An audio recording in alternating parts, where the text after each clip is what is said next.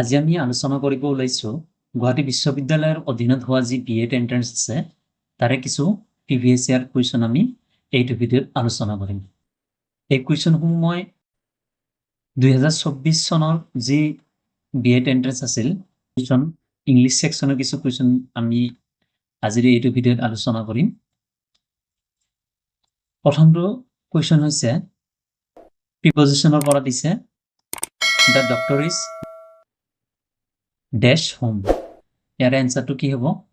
আমি সকলোৱে জানো হোম এট হোম হয়, তো ইয়াৰে এনসাৰটো হ'ব option B at. The doctor is not at home. 2 নম্বৰটো কুৱেশ্যন হৈছে he is suffering dash fever. Suffering শব্দৰ লগত কি হয় সাধাৰণতে আমি জানো, যেতিয়া আমি স্কুলত থাকোঁতে এপ্লিকেশ্যন লিখিছিলোঁ তেতিয়া আমি এপ্লিকেশ্যনৰ যি ৰিজন আছিল সেই ৰিজনটো আমি কি দিছিলোঁ? বহুতৰে হেডেক আছিল বা কাৰোবাৰ ফিভাৰ আছিল।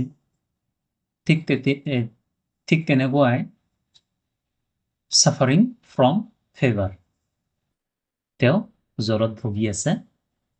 এই ক্ষেত্ৰত ফ্ৰম হ'ব, ফ্ৰম প্ৰিপজিশ্যন হ'ব অপশ্যন বি ইয়াৰ শুদ্ধ উত্তৰ। He is suffering from fever.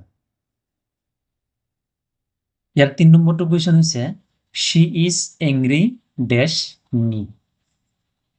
ইয়াতে এংগ্ৰি শব্দৰ লগত আপুনি উইথ দিব পাৰে আৰু এটো দিব পাৰে। ইয়াতে কি হ'ব?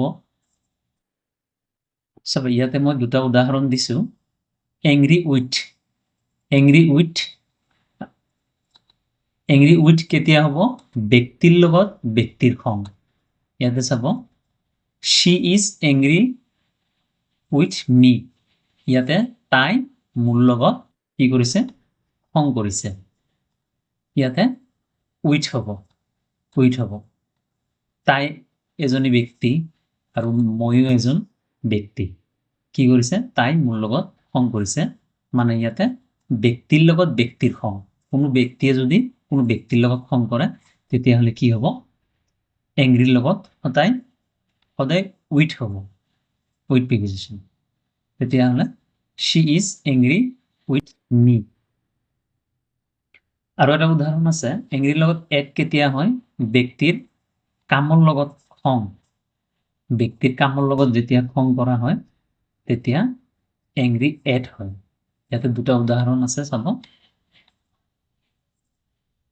The teacher is angry with the student. শিক্ষকে ছাত্ৰ ছাত্ৰীৰ লগত খং কৰিছে। শিক্ষক এজন ব্যক্তি, ছাত্ৰ ছাত্ৰীও ব্যক্তি। কি হ'ব? ইয়াতে এংগ্ৰি উইথ হ'ব। আৰু তলৰটো উদাহৰণ হৈছে I was angry at her face / your behavior. ইয়াতে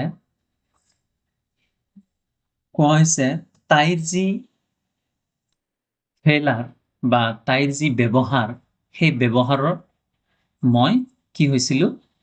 খং কৰিছিলোঁ। তাইৰ ব্যৱহাৰত মই খং কৰিছিলোঁ। এইটো ব্যক্তিৰ লগত হোৱা নাই, ব্যক্তিৰ যি কাম বা যি কাৰুকাৰ্য তাৰ ওপৰত যেতিয়া এটা বাক্য হ'ব তেতিয়া এংগ্ৰিৰ লগত সদায় এট ব্যৱহাৰ হ'ব। ইয়াতে দিয়া আছে ব্যক্তিৰ কামৰ লগত খং। ইয়াৰে 4 নম্বৰটো কুৱেশ্যন হৈছে হি ৰিপেণ্টেড ডেশ হিজ পাষ্ট মিষ্টেকছ। ইয়াৰে অপশ্যন বিটো ইয়াৰে শুদ্ধ উত্তৰ হ'ব। চাব, তেওঁ নিজৰ যি পাপ কৰ্ম আছিল, অতীতৰ যি পাপ কৰ্ম আছিল, সেই পাপ কৰ্মৰ প্ৰতি কি হৈছে? অনুতপ্ত হৈছে। গতিকে ইয়াতে ফৰ প্ৰিপজিশ্যন হ'ব হি ৰিপেণ্টেড ফৰ হিজ পাষ্ট মিষ্টেকছ। 5 নম্বৰটো কুৱেশ্যন হৈছে চুজ দ্য কাৰেক্ট প্ৰিপজিশ্যন। আৰু বাক্যটো হৈছে হি ইজ গুড ডেশ মেথমেটিক্স।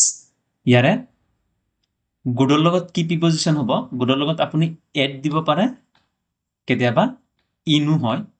ক'ত এড হয় আৰু ক'ত ইন হয় আমি এই উদাহৰণৰ সহ আমি বুজিম, বা এই উদাহৰণৰ সহায়ত আমি বুজিব চেষ্টা কৰিম। গুড এড কেতিয়া হয়? যেতিয়া কোনো স্কিল বা এক্টিভিটি বা সাবজেক্টৰ ক্ষেত্ৰত হয় বাক্যটোত যেতিয়া কোনোবা বাক্যটোত যেতিয়া সাবজেক্টৰ কথা উল্লেখ থাকে বা সাবজেক্ট মেনশ্যন থাকে তেতিয়াহ'লে গুডৰ লগত এট প্ৰিপজিশ্যন হয় এই বাক্যটো চাব হি ইজ গুড ডেছ মেথমেটিক্সটো এটা সাবজেক্ট গতিকে ইয়াতে এট প্ৰিপজিশ্যন হ'ব he is good at mathematics